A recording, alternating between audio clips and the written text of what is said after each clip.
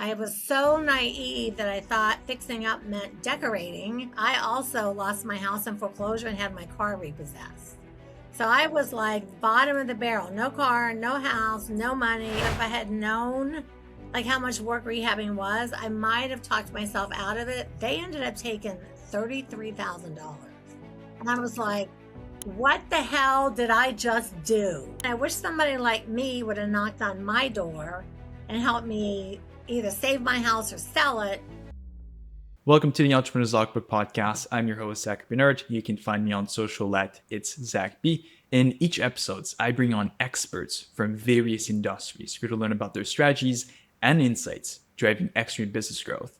Today, we're joined by Dwan Bent-Twyford, America's most sought after real estate investor and founder of Investors Edge University, a company dedicated to teaching financial freedom through real estate investing.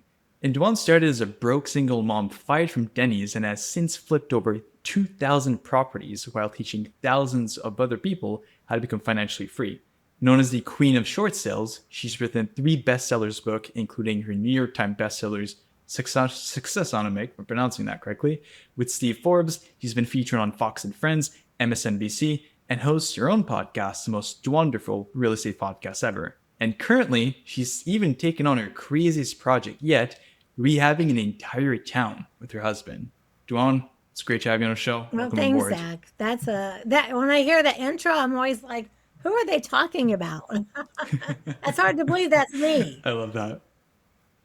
It is you. So I love that. Thank you so much for being on. And one of the things that I always like to ask anyone that comes on our podcast, it is obviously an entrepreneurship podcast, is if you had to restart knowing your company, your career, knowing everything that you know today, what's the one thing that you would do that you feel a lot of people get totally wrong? So when I did, and I'm going to try to make this as short of an answer as possible. When I did my first deal, I was a broke single mom. I was going through a divorce, and I was looking for something I could do from home and raise my daughter and not put her in daycare. So I met some guys. They go, oh yeah, we buy houses and we fix them up and we sell them. So in my mind, because I have this is in 1990, no internet, no nothing, no seminars, no people. So in my mind, when they said we buy houses and we fix them up and we sell them, I honestly thought that meant decorating. So I bought my first house. I knocked on doors with the baby hanging on my hip. I got my first woman under contract. I had a contract, which is like the X is where you're supposed to sign it.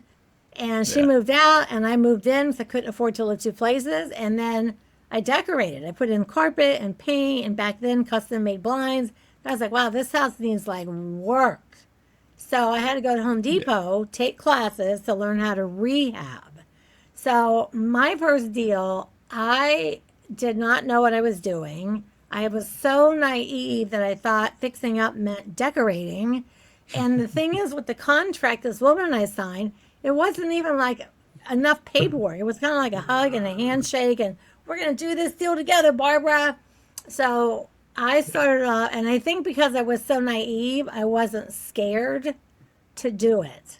Looking back, it's what could I possibly have been thinking doing a deal on a hug and a handshake with a strange woman, and she moved out and I moved in, and we agreed verbally to split the profit. And so I would get some training is what I would do.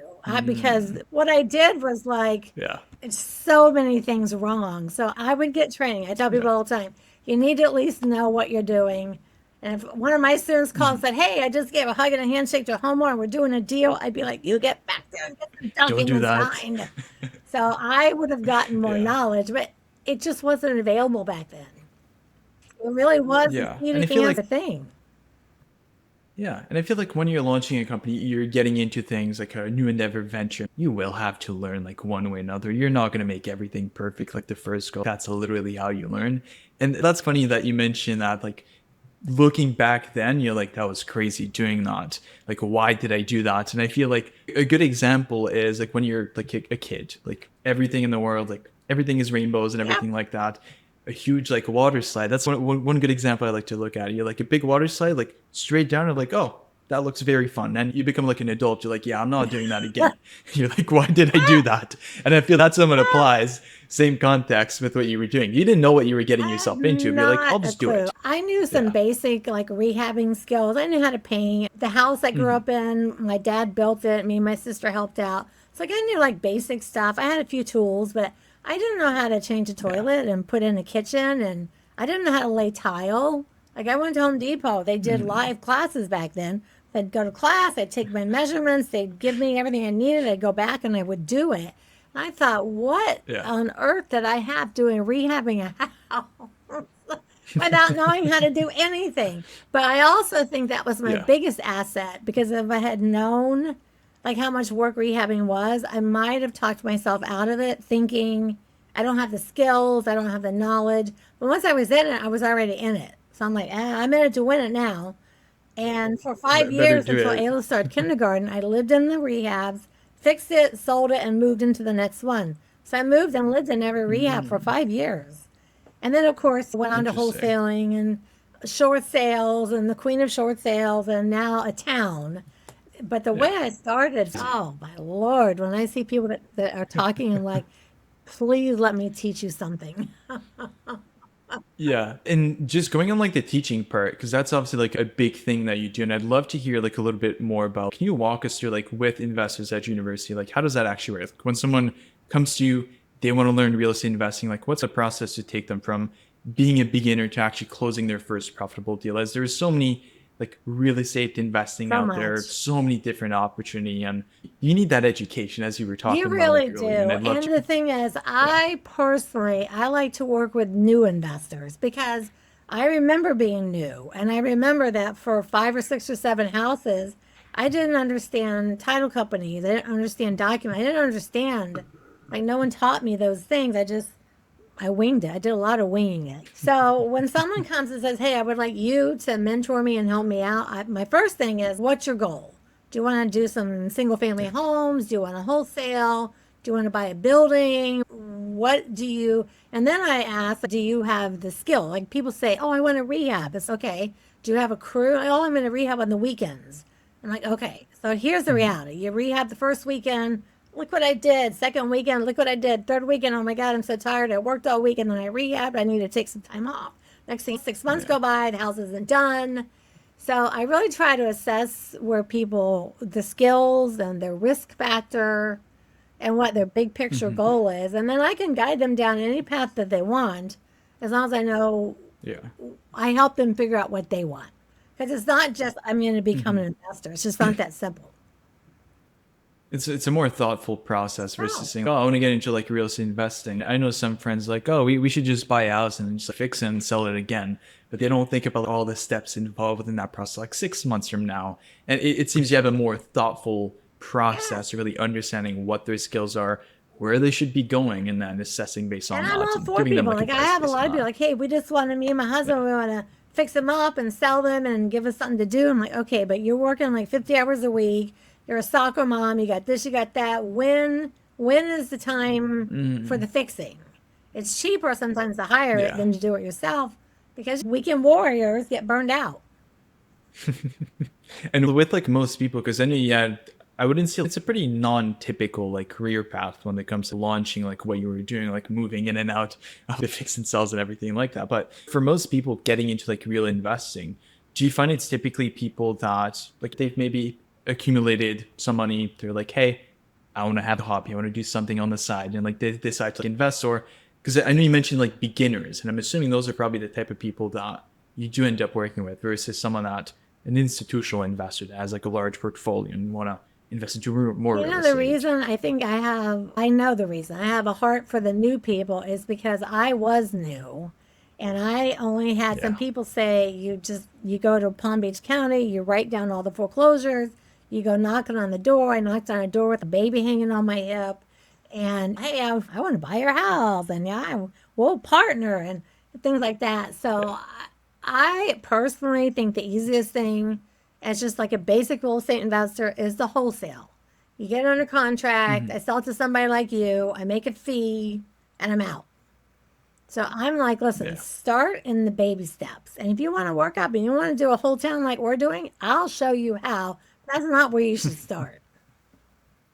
No, like you're a beginner, start with the basics first and then slowly build your way up, depending maybe not only your risk level, but also like your And skills, where part you of want to the go and story, everything. which you don't know, is when I went through my divorce, my daughter was only 8 months old. My husband and I split up really unexpectedly. And here I am. I have an 8 month old baby. I don't have a job. I was fired from Denny's. Like, I really have no actual job skills. And I thought I can put her in daycare and get a job, or I can try and do something on my own. And if I fail, I can still get a job. But I really didn't want to raise her in daycare. I wanted to be like the Girl Scout mom and the homeroom mom and the field Yeah. trip mom. And luckily, I did. I never missed a single event ever in my daughter's life. So my Yeah. goal was, how do I work from home? And I thought, okay, fixing up, that sounds like fun. We'll just do that. But in the back of my mind, I was always Yeah. like, if I fail, I can get a job. But during that whole process, I also lost my house in foreclosure and had my car repossessed. So I was like Wow. bottom of the barrel, no car, no house, no money. I've got a child. My husband's gone. And after I did 4 or 5 deals, I thought, you know what? There's a lot of single moms out there that if I could just show them what I'm doing, they could make it too. So my heart started Yeah. off just wanting to help other women, really, because I found when I was door knocking, I was talking to a lot of women. And that got me Yeah. interested. Hey, listen, I made $22,000 on my first deal in 1990, which was an entire year's salary for like engineers Yeah. back then. And I was like, I could just show Yeah. them. It's not that hard if you just know. So I started teaching really without much experience of my own, just to show people there was something else. And then that grew into this giant coaching business that we have. But we still, my husband and I are still hands on. If someone's working with me, they work with us directly. We talk to them directly. We work with people individually because that's what people need. It's not some Yeah. weekly class with 5,000 people on it. That's not how you learn. So I still keep my hands on that because I want people to just know that they don't have to work for whoever the man is nowadays. They don't have to work for the man Yeah. anymore. I love that. So you have that mission driven component, just like what you're doing with the backstory too, which is interesting. Not everyone actually has that. So I know, and my I love backstory that. is crazy. It's like I was fired from Denny's. My car was Oh just yeah. says I lost my house. It's like I was literally at the bottom of the barrel. That's the And bottom it's a bottom. lot. And I was just like, oh my gosh, there's just got to be a better way. I don't want to work for somebody else. And I was 30s. I'm like, Yeah. I'm going for it. And thank God I did. I'm so happy I did. And all the stars aligned and everything worked out. And I've really done really well since the first deal. This was clearly where Yeah. God wanted me in this industry. Now, I'm more than happy to work with someone super experienced because we can show them the big things, the commercial things, the apartment buildings, whatever. But it's Yeah. the littler people that nobody wants to take the time for them, Yeah. you know? And I that's love where I that. started, like, It, well, straight out started. I love that. And going back to the 90s, because there's something I want to touch on. And we mentioned it earlier, you touched onto it for maybe 2 seconds, where you're known as like the queen of the short sales, which is that like a term I think you coined back to the I did. 90s or something like that. For like our audience who might not be like familiar, can you like break down like what a short sale is and like why that strategy has been so powerful to build a wealth in Yes. like real So I estate? actually have the registered trademark on the term short sales as it applies to real estate investing. So I have an R, registered trademark on the term. So way back, I was rehabbing, and then I discovered wholesaling. I thought, oh, I can get it, and I can sell it to somebody else, and I can make this money, and not have to live in it and fix it. And then the deals started getting a little bit tight. I started calling banks and saying, hey, listen, can you knock off some fees, just some fees? And the banks were taking Yeah. off $3,000 and $4,000 and $5,000 worth of fees. Now back then it was didn't have a term. They were calling it shorting, short sales, discounting the note, discounting the mortgage. There was like all these terms. And all of a sudden I found myself just calling all the banks all the time asking for a discount. So discount is you Yeah. got a $200,000 house, they owe 200, they're in foreclosure, you call the bank and the bank says I'll take 110 as a full payment. So you short sailed it. You buy it for the 110, then you can fix it or rehab it or live in it or whatever you want to do. And so I stumbled into them because the bank started adding all these extra fees. So I started calling. And then after 4 or 5 deals, I thought, I wonder what would happen if I asked the bank to take off some principal. Like Yeah. my first one where I asked the bank to take off principal, I was buying this house for $66,000. I already had a wholesale for 90. And I thought, I'm just going to call. They ended up taking $33,000. And I was like, what the hell did I just do? And I was like, short. So I started calling it short sales. I wrote a little 50-page program because I had a RIA group down in South Florida. I started teaching people coming to my, hey, there's this thing called short sales. Banks are doing them like crazy. And I thought, you know what? I should trademark that. So I helped actually invent the entire short sale industry for real estate investors back in the 90s. So I trademarked the queen because I'm the queen and short sales because nobody else did. Yeah, I'm not like a big real estate investor or anything like that, but that sounds pretty interesting. I didn't even know that was something that was actually like possible. Yes, The I fact didn't that you can either. do that. That's what the I got my business list until about you me found pretty it. quick. I started going to classes and reading books and every kind of business book I could read. I'm like, I'm going to trademark things. And I started trademarking. So There you go. I have the registered trademark on short sales, which is crazy. And It's crazy. you also have a pretty unique system that I think I was like reading about. It was like your triple profit center that you mentioned that you've used to do like over 2,000 deals. So you clearly have a system that works. And I'd love to hear how you go about structuring deals to maximize the profit to obviously help both the investor, but also perhaps the distressed like homeowner. Yes. That's Yes. going through Every that. deal that I do, because I was the distressed homeowner and I also was a brand new investor who did not have a clue what I was Yeah. doing. So I was both people. So all of our deals, we make sure the homeowner gets money because they're losing their house. So just clearly, I work only in the foreclosure industry. People that are losing their house, they're in foreclosure. I don't MLS, I don't do realtors, nothing. I'm specifically into the foreclosure industry. So they're losing their house. So the homeowners need money to move and get a fresh start. So I make sure they make money. Then I make sure I make money. And then if I'm wholesaling it or rehabbing, I make sure that I leave enough money on the table for that person. So they'll keep coming back to me looking for more deals. And then we make sure it's a good deal for the bank too. Because most people don't know this, but the very day that the bank files a foreclosure notice, the bank loses 40% of the value of the property right off the top. So you got $100,000 house, they're losing 40 grand the minute they file those papers. So they want to get properties off their books because they've got quarterly reports, year-end reports, they've got all that stuff too. So we really truly create like all the way around a win for everybody. Yeah, that's interesting. The way that you're able to like structure that so it is a win-win for everyone. Because a lot of people, they go into like real estate investing and they're like, I just want to make as much money as possible, get that passive income flowing in and everything like that. But when you're dealing like the foreclosure arena, there's like people involved. There's people about to lose their homes and everything like that. And obviously, I mean, I know you've had like your own foreclosed. Like you understand on a deeper level what these people are going through. And it seems that you put in the effort to be able to obviously get them something, even if they're going through this difficult like life transition. Because I'm assuming you didn't get the chance to have someone like you when you went to like foreclosure. No. And We it's option funny those because people. I start off knocking on doors and I would just say, hey, I see you're in foreclosure. I believe I can help you. Let's work together. And I thought, man, I wish somebody like me would have knocked on my door and helped me Yeah. either save my house or sell it, opposed to losing it in foreclosure.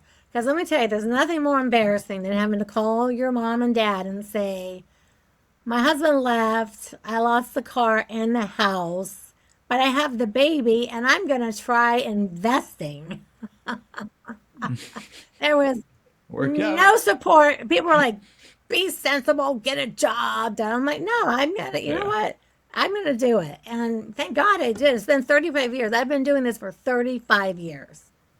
Wow. It's And especially in the 1990s, though, like you mentioned yourself wanting to get a job where you could stay at home and everything like that. Like nowadays, that's much more like traditional where people, okay, they'll have a remote job and everything like that. It's like really easy to do.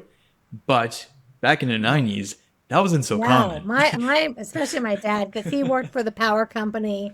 his whole life. My mom Yeah. worked for General Motors, like screwing nuts and bolts and stuff. And they were like, "Are you out of your mind? You need to have a job. You can't just blah, blah, blah. You need to get a man and get married and get a man." I'm like, I had a man. I lost all my stuff. Man's not a plan. Yeah. I'm going to figure it out on my own. I'm a big girl. I'm putting on my big girl panties. I'm going to make it happen. It was really unheard of. There you go. And the internet didn't even come out till 98. So I did, everything was manual true. back then. Like people have it so easy today when they're like, "Oh, I can't find a deal." I'm like, you have everything at your fingertips. You can't tell me this is difficult. No. And yeah, nowadays, I mean, I'm obviously in the younger generation. Yeah, everything is so much easier. Online, before you had to go knock on every single door, you want to sell stuff. Now you can send emails to people, run ads online. It's much more easy and efficient in a way. But yeah, the pros and cons with everything, I guess, here.